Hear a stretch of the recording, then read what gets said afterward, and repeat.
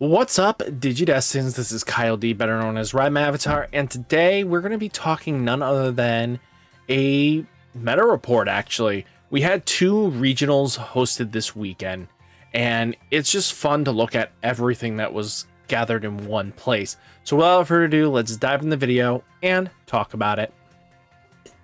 Raid and Core TCG both had a major online regional during the same weekend. And let's be honest, let's take a look at the top 16 between them. First off, you have at least a good number of Numemons, a total of 8 between the two of them. And that's pretty cool to see Numemons showing some decent representation, and people are experimenting. And it's pretty cool. And both Numemons, the highest they ranked is 4th place between these two candidates. And that's really awesome. I gotta say, give you credits and props. But as you can see, next is kind of following up. Red Hybrid definitely was more of a heavy showing in the, raid tournaments, while in Core, we only had one, and Leviathan X kind of took the more dominant lead with, 4 copies following with Nume. Leviathan X as well in the raid as well, only at 2. Then you had Lugamon, Luga, Gallant was a surprise, Marcus, Hybrid, Devas, and Yellow Vaccine. And it's kind of cool to see that Yellow Vaccine, Beelzemon, Gaomon, and Marcus's, and Lugas, Greymons, all different varieties of showing off. And it's kind of cool to take that into account of how the breakdowns kind of just change between us. On the North American side, we definitely had a lot more one-ups paired to it, but our numero uno's high count is definitely on the Numes and Levias, while they are kind of focusing on just going for rush and aggro with Red Hybrid and Numes as well. So it's kind of good to see like some decent variety. And I know that there was some delays on their side. That's why they don't even have the advanced deck. They could have had, the advanced deck Terrier and Lop show up in this event, but sadly no Terrier or Lops in the event at all for placing of the top 16. Who knows, we could definitely see a different change up, but it's really cool to see all this good stuff, right? So without further ado, let's see what everything else is kind of looking at. So first off, we do have raids, raid and trades, BT Online. Gallantmon definitely took a surprising lead here. And if you guys don't really know what Gallantmon kind of does, it focuses on trashing both you and your opponent's deck to gain some sort of value later on. And what is that value? Well, that value gets paid off in the form of, Gallantmon Crimson Mode being able to, when attacking, trash the top card of opponent's security stack, add 1 to the number of cards trashed by this effect for every 10 cards in your opponent's trash. Well, since we're trying to self-fuel this, we can lead this to being some crazy shenanigans, especially with the BT-15, Gallantmon that is all about rushing in, and it comes in for a lot cheaper as the battle goes on. So as long as there's a good threshold, this thing could almost come in for free. And as long as you don't, if there's no Digimon in play, reduce the play cost by 2 for every 5 cards in both players' trash, rush, and then it has the ability of popping a 6,000 DP or less, or 13,000 DP or more. So stuff like this can lead to being some very interesting dynamics, especially when you have like War Growlmon milling, and you do have Black Growlmon milling.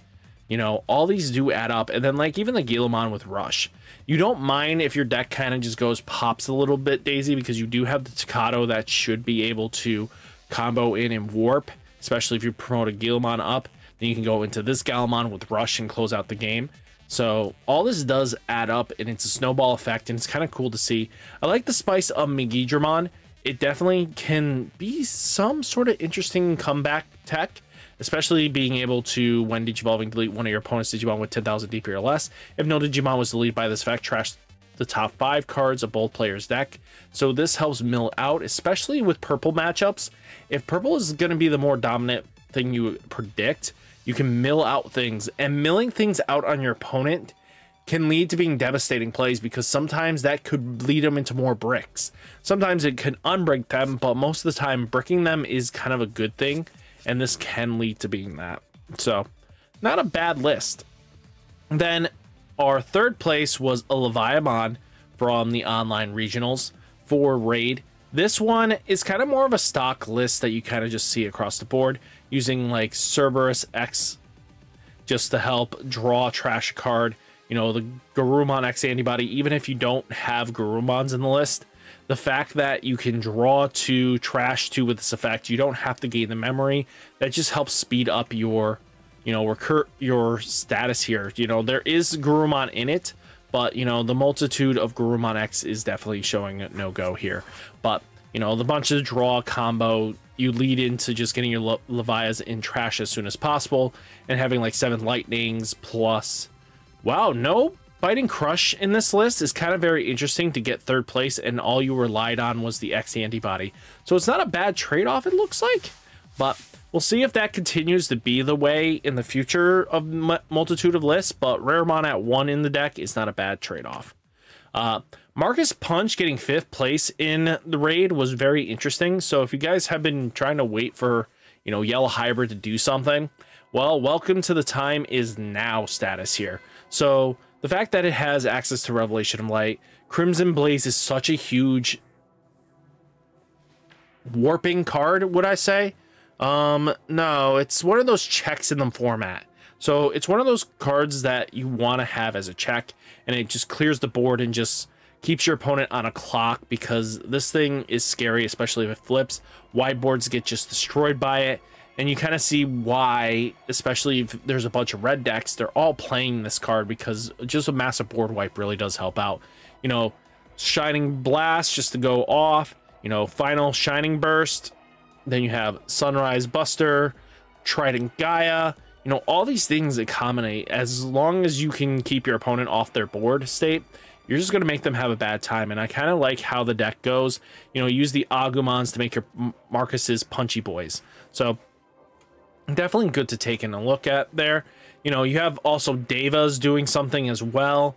You know, Devas, Fanglong is such a hard removal boss that basically, especially in a non-heavy option meta, we are still not playing enough of removal and options for you to respect Fanglong.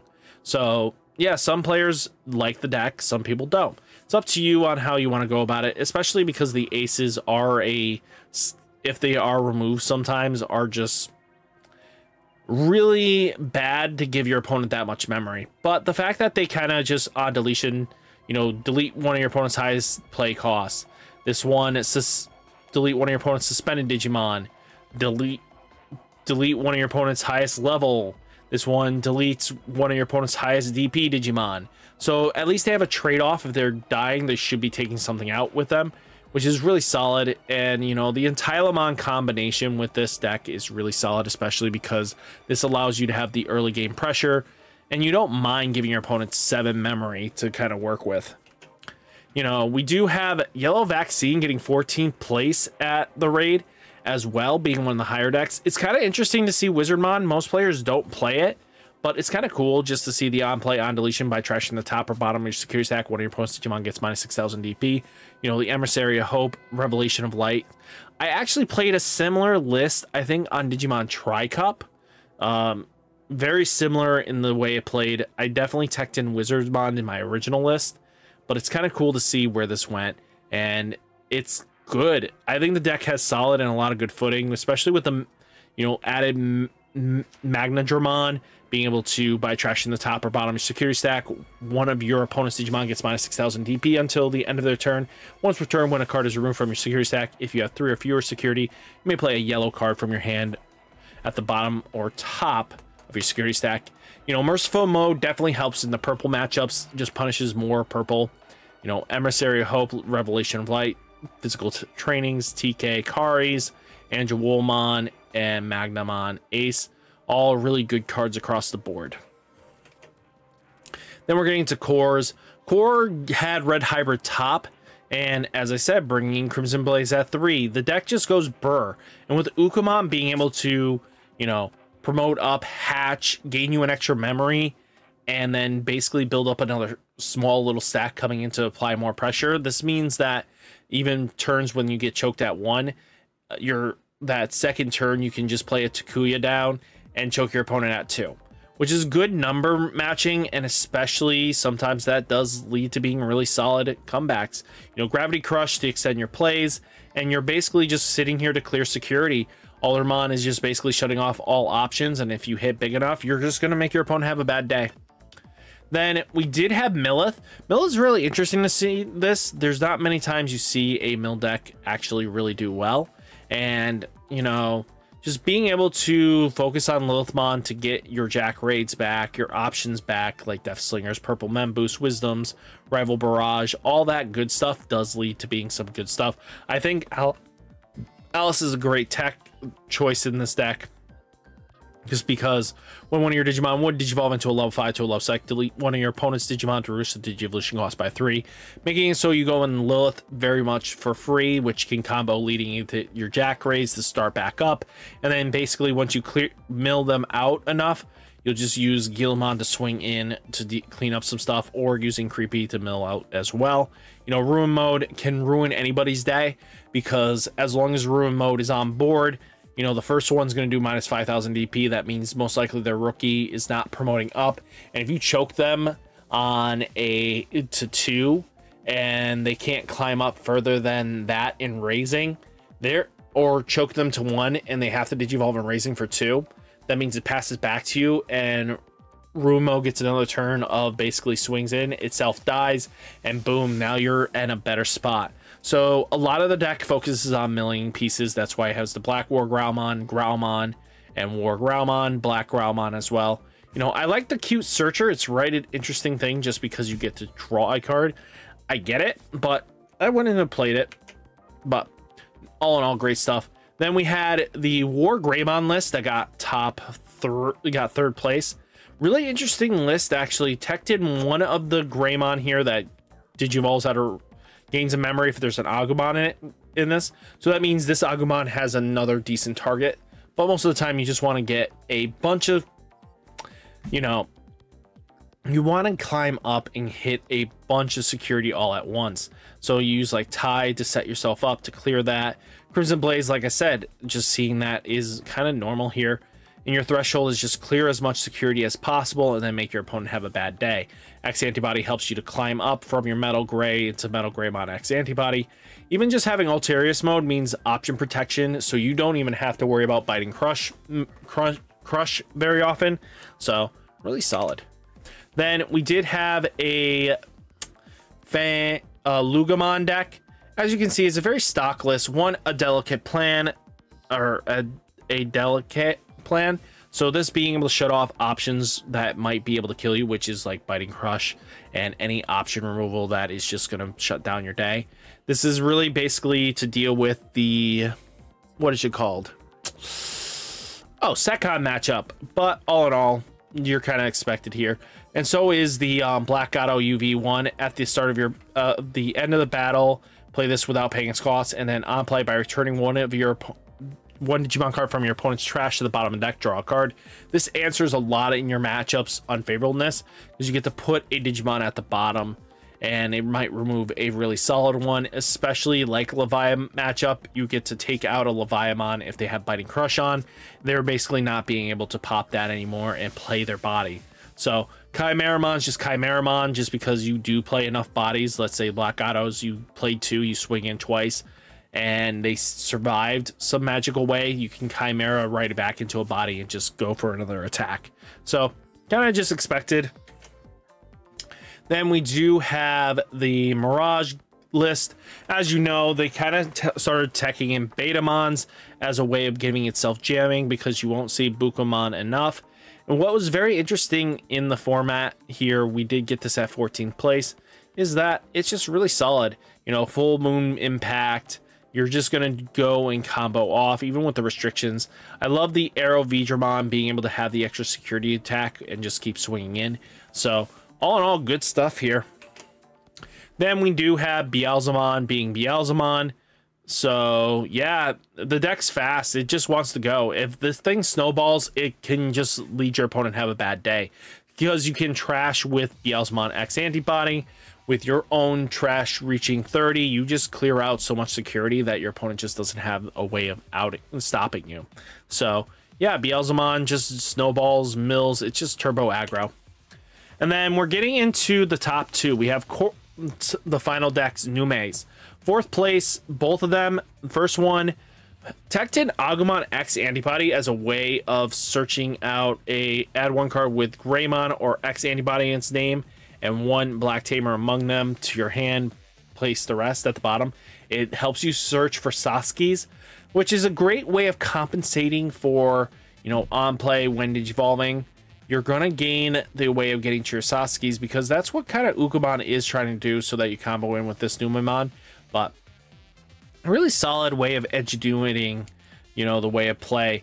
And I kind of like how their split is kind of just normal. I like the spicy Quantumon just to help answer, because once Quantumon sticks, your opponent really doesn't have an out. As long as you're not on War or Mumsay for any reason, and you can get into Mumsaymon X antibody on top of the Waro, Quantumon's going to put in the work that she wants to. And then you have like Quartzmon locking down boards, and then Merciful Mode clearing trash. And then here's a normal, kind of more basic list you would find with the Numes. This one was from Raids. This is Dorumon for on-play, draw a card, then trash one card with X antibody and its traits in your hand to draw two.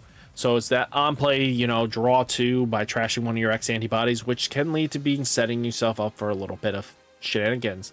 But you also have Dorumon, who's going to just get hidden security, and then hopefully it plays a, you know, revealing the top card of your deck. You get to play a level 4, which, by the way, you have a bunch of. I love the Towarmon. Basically, when Digivolving, de-Digivolve one level 5 or higher of your opponent's Digimon, and then for every 2 in its Digivolutions, add 1 to the maximum level. You're really just doing this for a quick, you know, bop, get the Digimon to de-Digivolve and get it off the board. So, really solid. Being able to de-Digivolve is huge, especially because you do have blanketed effects, like this Mumsay that gives -3 till the end of their turn, and then you do have -2 from this Mumsaymon X. You know, it all adds up to being where your opponent has to deal with it. So stuff like this is very important to take a look at, and Numemon's probably not going anywhere. But let's see what one thing I noticed between the lists was there was no Setcom. You know, yellow hybrid really, which is Marcus Punch. So I don't count that as a Setcon list. And no Garurumon or the Terrier Lops. So none of those decks made it to the top, which could change up in later weeks when people finally get some time to tinker with the decks and find a good motion that they want to go with. But all in all, though, I think everyone played extremely well. There was a lot of good events, a lot of good coverage. And hopefully, guys, you enjoyed the video. Hit that like button, hit that subscribe button, stay safe, stay healthy, and I'll catch you next one. Peace.